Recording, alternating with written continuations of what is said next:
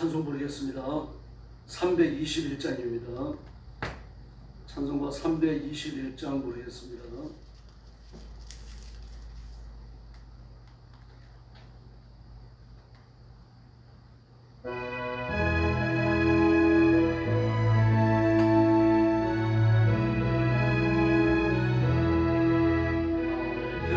대소하신 예수께 생명과 도리니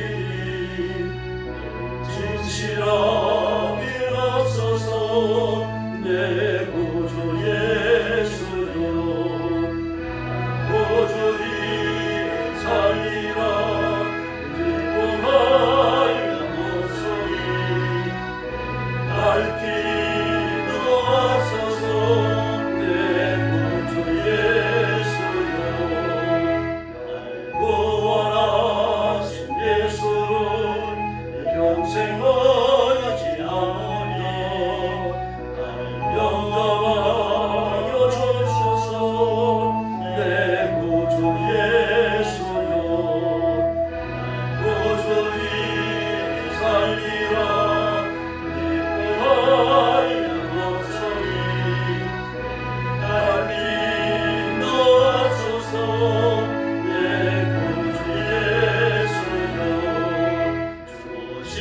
십자가에 달리사 날 자유하게 했으니 내 몸과 마음을 주 위에 나서게 하소서.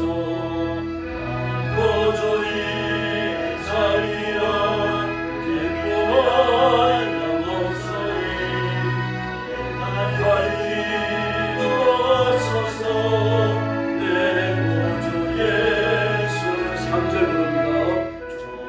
십자가에 달리사 나 자유하게 했으니 내 몸과 마음을 주 위에 나서게 하소서.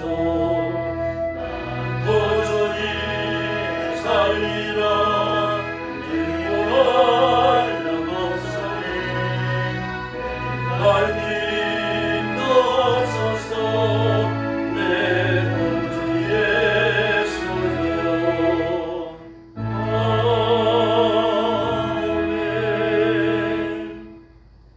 323장 부르겠습니다. 323장입니다.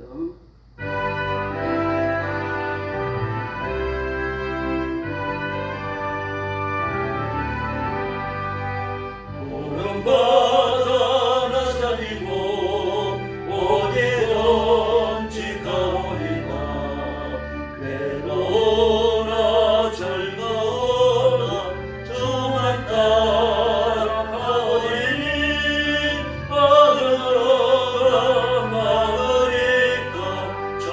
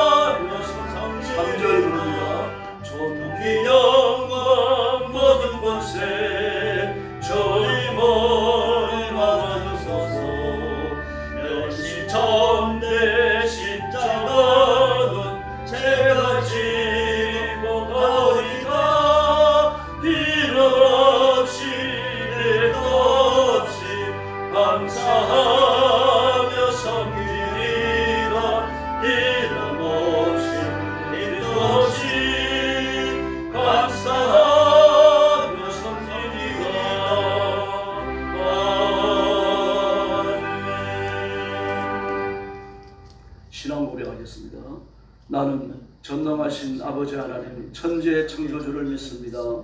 나는 그의 유일하신 아들 우리 주 예수 그리스도를 믿습니다. 그는 성령으로 잉태되어 동정녀 마리아에게서 나시고 본디오 빌라도에게 고난을 받아 십자가에 못 박혀 죽으시고 장사된 지 사흘 만에 죽은 자 가운데서 다시 살아나셨으며 하늘에 오르시어 전능하신 아버지 하나님 우편에 앉아 계시다가 거기로부터 살아있는 자와 죽은 자를 심판하러 오십니다. 나는 성령을 믿으며 거룩한 공교회와 성도의 교제와 죄를 용서받는 것과 몸의 부활과 영생을 믿습니다. 아멘. 자비로우신 아버지 감사합니다. 오늘 거룩한 주일 아침 저희들을 하나님의 교회로 불러주시고 엎드려 경배와 찬양을 바치며 하나님께 영광 돌리게 하시니 감사합니다. 아멘.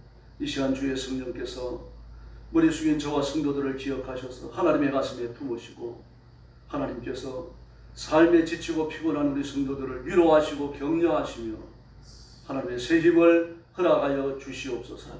소년이라도 넘어지고 장정이라도 자빠지는 피곤한 시대지만 그러나 여호와를 앙망하는 자 새 힘을 얻는다고 말씀하셨사오니 독수리 날개치며 올라가는 새 힘을 주시옵소서. 아멘. 오늘도 땅끝까지 이르러 복음 전하는 선교사님들과 주의 종들과 사랑하는 성도들을 기억하시고 모이는 성교의 현장마다 예배드리는 주일 예배의 현장마다 하나님의 큰 권능과 복을 허락하여 주시옵소서. 아멘. 오늘 아침도 말씀을 나누며 하나님의 뜻을 깨닫기 원합니다. 성령님 저희 가운데 임하셔서 저희를 진리 가운데로 인도하여 주시옵소서. 아멘. 예수님의 이름으로 간절히 기도 올리옵나이다. 아멘. 하나님 말씀 봉독하겠습니다. 사도행전 17장입니다.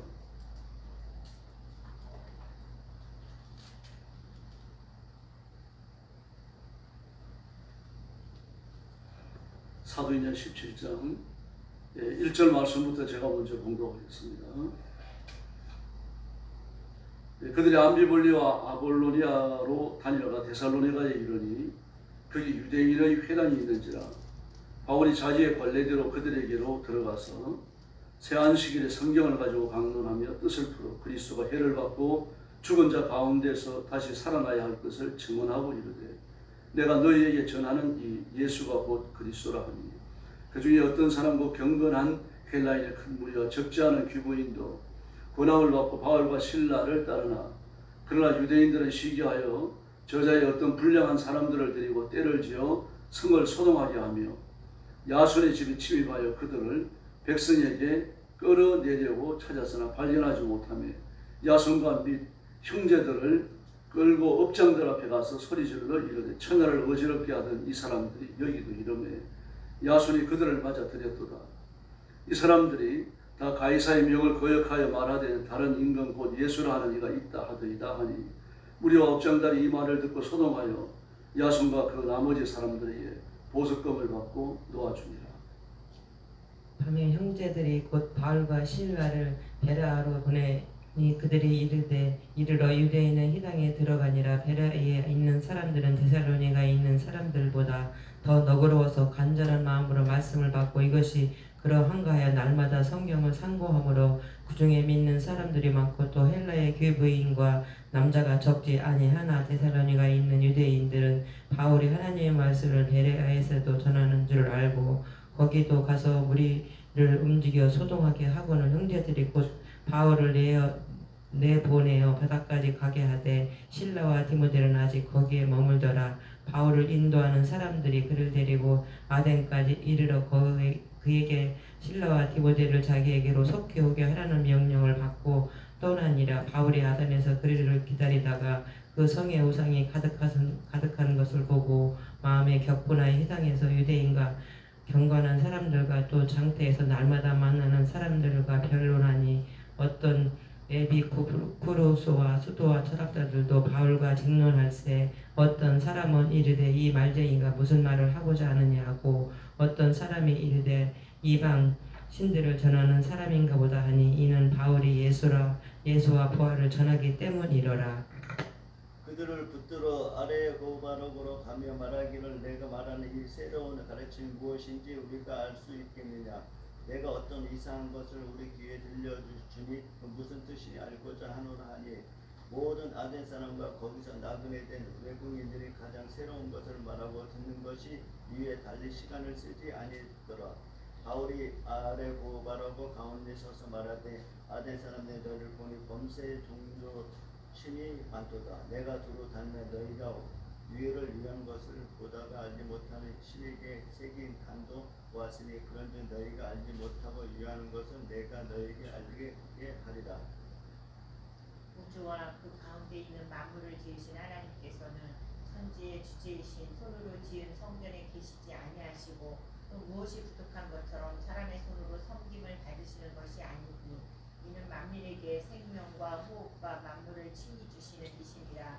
인류의 모든 족속을 한 혈통으로 만드사 온 땅에 살게 하시고 그들의 연대를 정하시며 거주의 경계를 한정하셨으니 이는 사람으로 혹 하나님을 더듬어 찾아 발견하게 하려 하심이로되 그는 우리 각 사람에게 멀리 계시지 아니하도다. 우리가 그를 힘입어 살며 기동하며 존재하느니라. 너희 시인 중 어떤 사람들의 말과 같이 우리가 그의 소생이라 하니 이와 같이 하나님의 소생이 되었은즉 하나님을 금이나 은이나 돌에다 사람의 기술과 고안으로 새긴 것들과 같이 여길 것이 아니니라. 알지 못하던 시대에는 하나님이 강구하셨거니와 이제는 어디든지 사람에게 다 명하사 회개하라 하셨으니 이는 정하신 사람으로 하여금 천하를 공의로 심판할 날을 작정하시고 이에 그를 죽은 자 가운데서 다시 살리신 것으로 모든 사람에게 믿을 만한 증거를 주셨음이니라 하니라.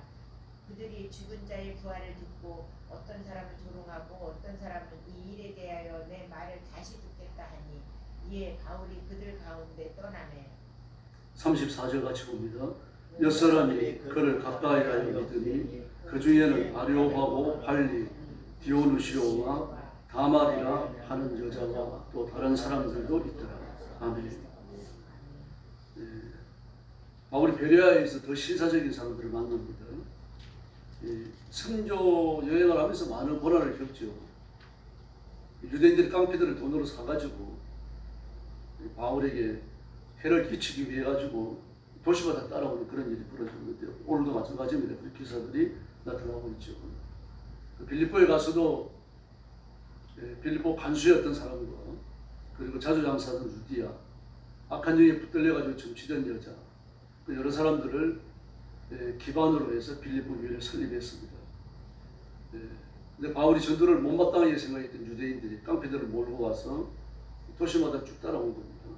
몰고 와서 빌립보에서도 번역을 나가니까 거기에서 나옵니다. 나와가지고 1절 말씀에 보니까 암비볼리와 아볼로니아를 지나 데살로니가로 바로 갔습니다. 암비볼리나 아볼로니아도 빌립보 못지않은 그런 곳입니다. 근데 그냥 거쳐가요. 데살로니가로 갑니다. 데살로니가가 마게도니아 수도이기 때문에 이 마게도니아는 알렉산더 왕 중에서 알렉산더 왕이 거느렸던 그 장군들 중에서 이 에피파네스, 안티오코스 에피파네스 집안이 그러니까 마케도니아 도시를 중심으로 왕국을 형성했었습니다. 큰 나라가 됩니다. 나중에는 알렉산더가 다스렸던 국가가 아주 크죠. 그 당시 전 세계를 다 다스렸어요. 아시아까지를 점령하려고 했는데 1300을 못 넘었어요. 그래가지고 중국 점령을 포기합니다. 유럽 대부분을 다스렸다고 할 수는 있겠지만 그러나 유럽의 많은 지역을 점령해서 다스렸죠. 그 통치가 아프리카 북부 지역과 인도까지 이르릅니다.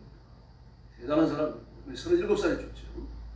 그 죽고 나서 그 그리스가 그 알렉산더 휘하에 있었던 5 장군에 해가지고 그렇게 나누어집니다. 그 중에 하나가 로마인데요. 로마에서 이제 다시 강력한 리더십을 가진 왕들이 나타나면서 알렉산더가 다스렸던 제국 전체를 회복하는 것은 아니지만 많은 나라들을 회복합니다. 그리고 마케도니아, 안티오코스 에피파네스가 다스렸던 마케도니아까지 그렇게 점령을 하고 마케도니아를 로마의 한 주로 삼아요. 그 주의 도시가 데살로니가입니다. 그 데살로니가는 아주 그 경제가 부흥하고 있었고 문명이 아주 발달되어져 있었어요. 전형적인 로마 도시였고요. 이제 거기까지 갑니다. 그래서 데살로니가로 갔던 거예요. 좀 가슴이 설렜을 겁니다. 거기 가서 복음을 전하면 마케도니아 전역에 예수 믿는 사람들을 보내가지고 전도할 수 있는 그런 좋은 기회가 된다라고 생각을 했던 거죠. 그래서 데살로니가에 가니까 회당이 있고 2절 말씀에 보니까 자기 관례대로 그랬습니다. 어느 지역에 가든지 유대인들이 회당을 세웠는데 회당에 들어가서 복음을 전했으니까 그러므로 복음 전도의 1차적 대상은 항상 유대인들이었습니다. 물론 그곳에 나오는 개종한 이방인들도 있었겠지만요. 일단 유대인들이었어요. 그리고 2절 말씀 보니까 새 안식일에 3주 동안 있었습니다. 하나님의 말씀을 풀어가지고 강론을 하는데 3절 말씀에 보니까 그리스도의 죽으심과 그 부활입니다. 항상 이랬습니다. 바울뿐만 아니라 모든 사도들이 예수 그리스도의 죽으심과 부활을 전했어요. 근데 그 중에서요 4절 말씀에 보니까 경건한 헬라인의 큰 무리와 적지 않은 귀부인도 예수 믿기로 결심하라고 그 바울의 가르침을 따르는 겁니다. 아멘. 근데 이걸 보니까 유대인들이 시기가 나는 겁니다. 왜 그렇습니까? 와가지고 예수 믿기로 결심하는 사람들이 유대주의에 찬동하고 유대 신앙을 가지는 것이 아니고 구약 신앙을 가지는 게 아니라 예수 믿기로 결심을 하고 기독교인이 되는 거거든요. 기독교인이 되는 세력은 갑자기 커져버리는데 그 유대교를 추정하는 사람들은 별로 부원이 없는 거죠. 여기에 대해서 이제 시기와 질투를 갖게 되어지는 겁니다. 그래가지고 5절 말씀에 보니까 불량한 사람들을 역시 깡패입니다. 돈 주고 깡패들을 데려온 거예요. 때를 지어 그랬어. 한둘이 아니죠. 뭐 수십 년이 된 것 같아요. 그리고 예수 믿기로 결심한 사람들이 적어도 숫자가 많았던 거죠. 적지 않았어요. 그러니까 수십 년이 온 거죠. 만약에 몇 사람이라 그러면 깡패도 안 불러왔을 겁니다. 그러나 깡패를 불러올 정도로 때를 지었다 그러죠. 그 몇십 년이에요. 그러므로 적어도 몇백 년의 개종자가 일어난 겁니다. 지금. 그리고 바울이 머물러 있던 야손의 집에 들어갔습니다. 야손이 그리스도인이었고 바울을 자신의 집에서 모셨던 거죠. 그리고 사람을 끌어내려고 바울과 실라를 끌어내려고 찾았지만 없어요. 이미 떠나가 버린 겁니다. 깡패들을 사가지고 온다 그러니까 사실 도망간 거죠. 도주한 겁니다. 그리고 야손이 그들을 맞아 들이니까 야손과 일행들을 붙잡아가지고 가는 겁니다. 붙잡아가지고 가면서 이 업장에게 이제 고발을 하러 가잖아요. 고발을 하러 가면서 죄목을 정하는데 그 죄목이 무섭게 짝이 없습니다. 천하를 어지럽게 한다. 이 죄목이 될 수가 없잖아요. 예나 지금이나 이게 죄가 될 수 없는 겁니다. 천하를 어지럽게 한다. 2절 말씀에 보니까 가이사의 명을 거역하여 다른 임금 예수를 믿는다. 이 당시에 이미 기독교인들이 많았어요. 적지 않았습니다. 이미 예수 믿다가 이 스데반의 박해를 피해가지고 도망간 사람들이 미국에 많았죠. 적지 않았습니다. 이미 바울의 설교를 듣고 회심한 사람들이 8,000명이 넘었습니다. 남자가 8,000명이 넘었잖아요. 수많은 그리스도인들이 그곳에 있다가 핍박을 당하니까 흩어졌습니다. 그러니까 역시 많은 그리스도인들이 흩어진 거죠. 성령의 체험을 한 사람들. 이뿐만 아니라 사도행전 2장에서요.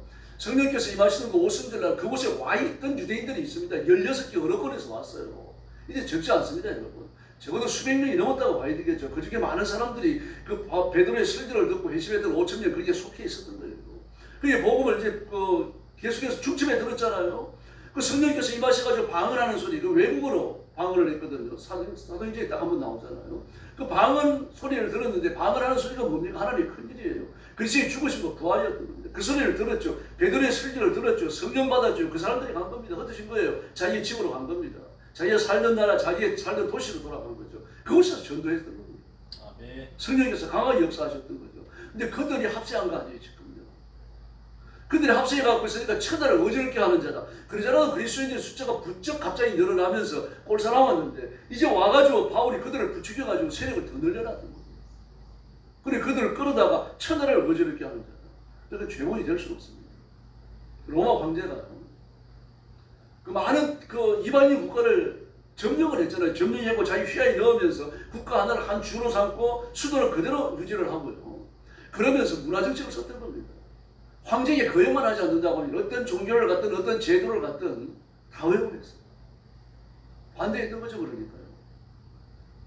근데 그 대신에 로마의 왕제는 로마의 문화도 아주 적극적으로 전파했습니다. 로마의 문화가 전부 다 그리스 로마 신화의 그 근거를 두고 있는 우상 숭배와 관련이 있는 거죠. 지금도 로마 시내에 가면 우상들이 전례합니다. 많은 신전들, 부서진 신전들과 신전의 터가 그냥 남아있어요. 그 시가지. 막 이렇게 그 우상 숭배가 성행했던 곳이 로마에 있는데요.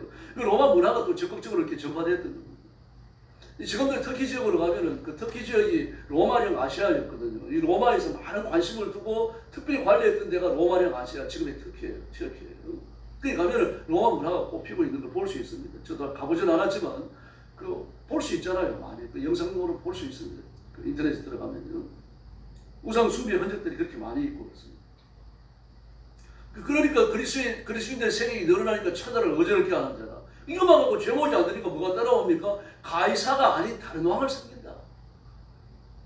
그러나 이미 예수님이라고 하는 분은 죽으셨잖아요. 부활해서 천국으로 가셨어요. 다시 말해서 가이사의 통치에 해가 되는 어떤 일도 없는 겁니다. 그러니까 이제 죄가 안 되는 죄목을 가지고 업장들에게 찾아오니까 업장이 어떻게 합니까? 보석금을 버리고 놔준 거죠. 그래서 바울은 그 밤에 야반 도주를 했죠. 형제들은 이제 그 데살로니가에 있는 예수 믿는 형제들이 그들이 바울과 실라를 베레아까지 가도록 안내를 했습니다. 그 15절에 보니까 바울을 인도하는 사람들이 그랬어요. 바울을 인도하는 사람들이.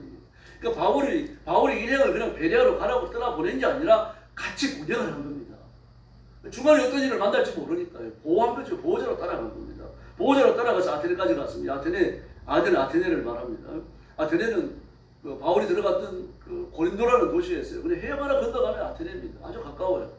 그러니까 위로 삥 돌아가지고 해협을 돌아간 거죠. 지금 만을 돌아가지고 위로 돌아서 지금 아테네까지 온 겁니다.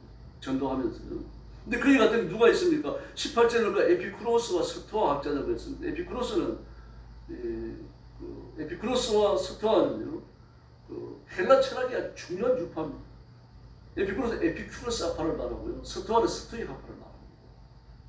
이 둘은요, 로마 철학의 두 기둥이에요. 아주 중요합니다. 그리고 헬라 철학의 두 기둥입니다.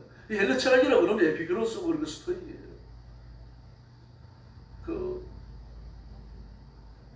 베스비우스 화산이 무너지면서 폼페이란 덮은 것이 아니라 그 주변의 도시들을 여러 개를 덮어요. 그래서 이 폼페이를 발굴하기 시작해가지고 그 베스비우스 화산이 뒤덮인 폭발하면서 뒤덮어놓은 도시들을 발굴해 나가면서 많은 유물들이 나와요. 엄청난 유물들이 나옵니다. 그 중에요, 한 고관의 집이 발굴되어지는데요, 두루마리에 기록되어져 있는 일종의 책입니다. 그러니까 두루마리로 되어져 있지만 그 당시에는 이제 지금처럼 질 좋은 종이가 없었으니까요, 이 풀을 갖다가 개발을 해가지고 종이처럼 만들었었거든요. 그게 양피지가 아니었죠.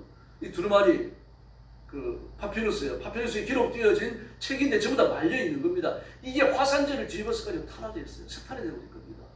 그럼 그게 뭐가 있습니까? 그게 책이거든요. 책이 한 2,000권 정도가 나왔어요. 깜짝 놀랍니다. 근데 아무리 해도 펼치면 다 부서져 버리잖아요. 이게 여러분 최근까지 보관이 되어져 있다가 지금 막 좋은 IT 장비가 발전되어 그렇게 되어지니까 그 책을 갖다 놓고 3D 촬영을 해가지고 전부 다 풀어내는 겁니다. 놀라운 일이죠. 3D 촬영을 해가지고 풀어내니까 도무지 읽을 수 없고 부서지는 것들인데 전부 다 풀려나가요. 풀려나가서 무슨 글들이 기록되어졌는지 읽히기 시작하는 겁니다. 그중 일부가 해독이 되어졌어요. 근데 어떤 내용이 전합니까? 에피쿠로스 철학의 원리였습니다. 철학 서적이었어요. 지금도 계속해서 그 해독을 하고 있습니다. 그리고 전 세계에 소스를 공개해갖고 오픈 소스가 되어 있습니다. 인터넷 들어가면 그걸 볼 수가 있는데요. 누구든지 그 자료를 다운받아가지고 해독하는 일에 참여할 수 있습니다. 전 세계인들이 지금 해독에 참여하고 있는 거죠. 좀 고대 언어에 지식이 있는 사람들, 이 언어는요, 고대 헬라어로 기록되어 있습니다. 고대 헬라어요. 고대 헬라어로 기록되어졌는데 이제 호머시라든지 이게 전부 고대 헬라어거든요. 그래서 고대 언어에 좀 관심 있는 사람들은 지금도 이걸 지금 발견을 하려고 해독을 해가지고 그 책 내용을 이렇게 풀어내려고 애를 많이 쓰고 있습니다. 에피쿠로스파가 강조하는 건 쾌락입니다. 쾌락이면 육신적 쾌락이 아니라 정신적 쾌락이에요. 그 전형적인 헬라 철학은 신비주의 유파입니다. 정신적인 쾌락을 쫓아가는 건데 정신적인 쾌락은 어디서 얻느냐? 지식에서 얻는다고 봤습니다. 지금 지식을 많이 연마하는데 그럼 지식을 연마하면 사람이 쾌락을 얻느냐? 그렇지 않다고 말합니다. 지식을 연마한 많은 사람들이 육신의 더러움과 사악함을 깨닫고 자기가 지니고 있는 에피쿠로스 학파의 그 고상한 지식을 숭상하고 따르면서 육신의 더러움을 탈출할 수 있다고 하면 최고의 쾌락을 얻는다. 그렇게 말했습니다. 이 원론의 바탕을 본 거예요. 육신을 악하게 본 거예요. 진정한 쾌락을 얻는데 육신이 방해가 된다고 본 겁니다. 그런 거 하면 또 육신의 쾌락이야말로 진정한 쾌락이라고 생각하는 사람들이 에피쿠로스 학파 내에서 또 생겨납니다. 이거는 이제 성적인 방종으로 나가죠. 그래서 로마 문화에 아주 더러운 것이 성적인 방종인데 그 성적 방종이 에피쿠로스 학파의 철학의 원리의 지지를 받고 있어요. 그래서 그들은 철학의 원리의 지지를 받으니까 성적인 방종을 하나도 더럽게 생각하지 않았어요. 저는 소개해드렸습니다만 그 유명한 철학자가 있습니다. 그 철학자의 편지에 뭐가 나옵니까? 로마 여자들은 8번 이혼을 하면 부끄러운 줄 안다. 그렇게 말합니다. 로마의 여자들은 그렇게 그 여건이 신장되어 있었습니다. 이 당시 고대 문화에서는요, 여자가 남자를 바꿀 수 없죠. 남자를 못 바꿔요. 그래 로마 문화에서는 가능했습니다. 애국 사람들도 그게 가능했습니다. 두 문화에서만 나타나요. 그 여자가 이혼을 주도하는 거죠. 뭐 세력이 있는 여자죠. 그러니까요. 어머니 아버지로부터 유산을 적절하게 받은 여자들이니까 남자를 바꾸는 겁니다. 아무렇게 그것도 부끄러움을 여기지 않았는데 왜 그렇습니까? 철학적 논리가 뒷받침되니까요. 이렇게 타락한 삶과 정신적 고상함을 쫓아가는 두 유파가 바로 이 에피쿠로스 학파 아래 공존하고 있습니다. 그래서 에피쿠로스 학파에서 언제 그 쾌락의 절정을 느끼는가 하면 정신적으로 고양되어져 있는, 영적으로 고양되어져 있는 사람이 육체를 떠날 때 그렇게 말합니다. 이 죽으라는 뜻은 아닙니다. 살아서 떠나는 걸 말하죠. 요즘 신비주의자들이 유체 이탈을 말을 하는데 여기서 나온 말입니다. 유체 이탈은 기독교적 용어도 아니고 써서도 안 됩니다. 그리스도인들은. 잠시라도 더러운 육신을 떠날 수 있다고 하면 그게 쾌락의 정수다. 그렇게 가르쳤어요. 아주 대단한 신비주의죠. 이 철학의 뒷받침을 했던 겁니다. 이 사람들은 대화하는 거예요. 지금요. 스토익들요. 아주 고상한 지식을 가지고 있던 사람들입니다. 이 당시는요, 어느 나라를 막론하고 이 유럽의 경내에 있는 사람, 로마 문화의 경내에 있는 사람들은 에피쿠로스 스토익을 모르는 사람이 없어요. 근데 이런 사람들과 막힘없이 변론을 하죠. 그러므로 이 바울이 굉장한 지식인이었습니다. 또 시시한 사람도 아니죠. 왜 그렇습니까? 3차 전쟁을 마치고 올라갔을 때 바울을 죽이기 위해서 결사대가 조직되잖아요. 누구를 죽이기 위해서 결사대가 조직됐다고 하면 그 비밀리에 하는 겁니다. 드러내려고 하는 거 아니잖아요. 근데 이걸 누가 합니까? 바울의 생질이 알아가지고 그걸 가르쳐주러 바울을 찾아와요. 감옥에 갇혀있는 바울을 찾아와요.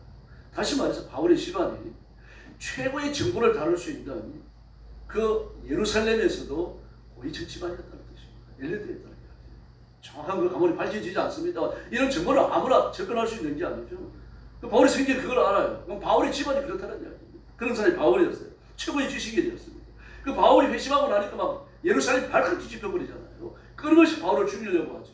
계속까지 바울을 죽이려고 합니다. 그래서 바울이 나중에 황제의 재판을 청구하면서 로마까지 갑니다. 피신가는 거예요. 도망가는 겁니다. 하나님은 그런 바울을 선교를 위해서 쓰셨죠. 지금 여기서도 마찬가지입니다. 아테네에 와봐요. 철학이 온 사람 아닙니까? 지금도 헬라 철학, 로마 철학이 공사는 아테네. 이 아테네까지 와가지고 아테네 사람들을 만났지만 그들은 그 신비주의 종교와 그 철학적 논리가 이렇게 합쳐져 있는 거거든요. 이거 와서 보니까 막 우상이 절비한 겁니다. 아테네에 와가지고 보니까요. 우상이 절비한데 그 우상이 절비한 것 중에 하나가 뭡니까? 알지 못하는 신이에요. 23절에 나오죠. 알지 못하는 신이에요. 이 종교식이 얼마나 뛰어났는지 알 수 있습니다. 바울이 이걸 모티프로 해가지고 철학적 모티프를 찾은 거죠. 그러니까요. 그들이 지니고 있는 철학적 모티프를 근거로 해가지고 복음을 전하기 시작한 겁니다. 여기 와서는 전도의 결실이 별로 좀 이렇게 많이 나타나지는 않습니다. 34절에 몇 사람이 그를 가까이 하려 비더니. 근데 베라이스는 어땠습니까? 베라이스는 큰 무리가 적지 않은 귀부인들이 바울의 권함을 받아들였다라고 4절에서 말하고 있죠. 막 소득이 일어날 정도로 많은 무리가 예수 믿고 결심했던 겁니다. 근데 아테네에 오니까 이 전부 다 철학으로 무장되어져 있고 이론과 논리를 중시하는 사람들이니까 바울도 이론과 논리에 근거해가지고 복음을 전했던 겁니다. 잘못된 건 아닙니다.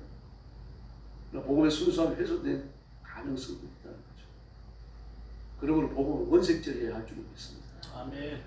주 예수를 믿으라. 그러면 너와 내 집이 구원을 얻으리라. 아멘. 여러분 이게 기독교의 진수거든요. 예수님 내 죄를 위해서 죽으셨고 나를 의롭다 하시기 위해 부활하셨고 나를 다시 데리러 오신다. 지금 예수님 하나님 우편에 계신다. 이게 복음 아닙니까? 아멘. 이게 전달되면 되는데 이걸 전달되려고 매끄러운 철학적 원리를 사용했어요. 근데 그 결과가 좀 시동치 않았습니다.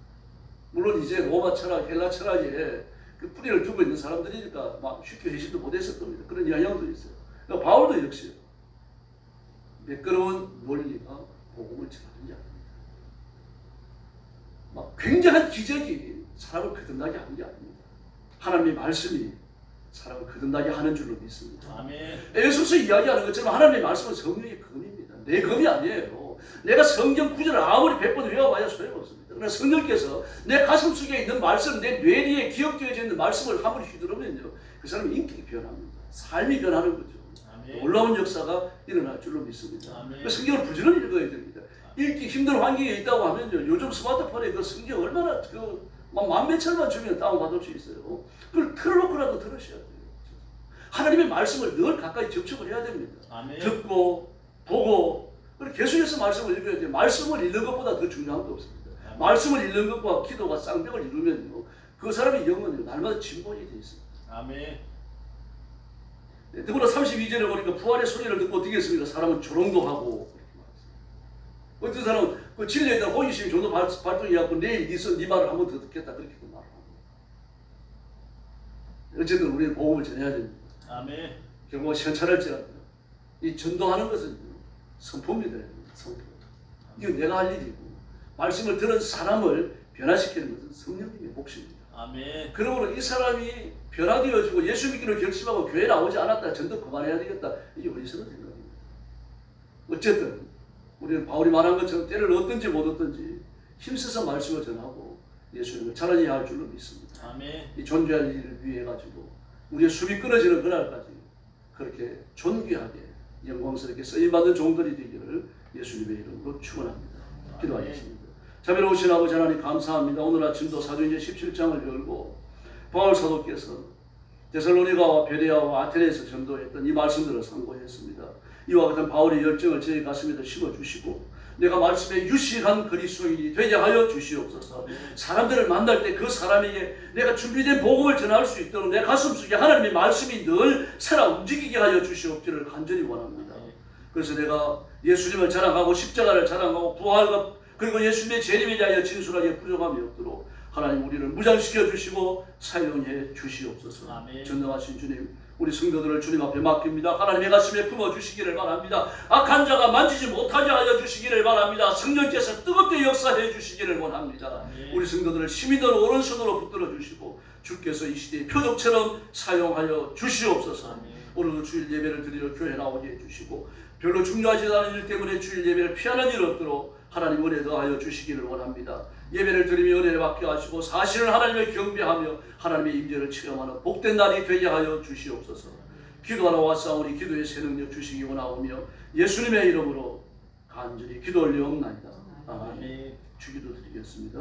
하늘에 계신 우리 아버지, 아버지의 이름을 거룩하게 하시며 아버지의 나라가 오게 하시며 아버지의 뜻이 하늘에서와 같이 땅에서도 이루어지게 하소서. 오늘 우리에게 일용할 양식을 주시고 우리가 우리에게 잘못한 사람을 용서하여 준 것 같이 우리 죄를 사하여 주시고 우리를 시험에 빠지지 않게 하시고 악에서 구하소서. 나라와 권능과 영광이 영원히 아버지의 것입니다. 아멘. 합심 기도하겠습니다. 자비하시고 하나님 감사합니다. 오늘 아침도 주의를 간절히 주시고 주 앞에 나와 성들을 경배하며 하나님 앞에 말씀을 하시고 감사합니다. 이 시간 주의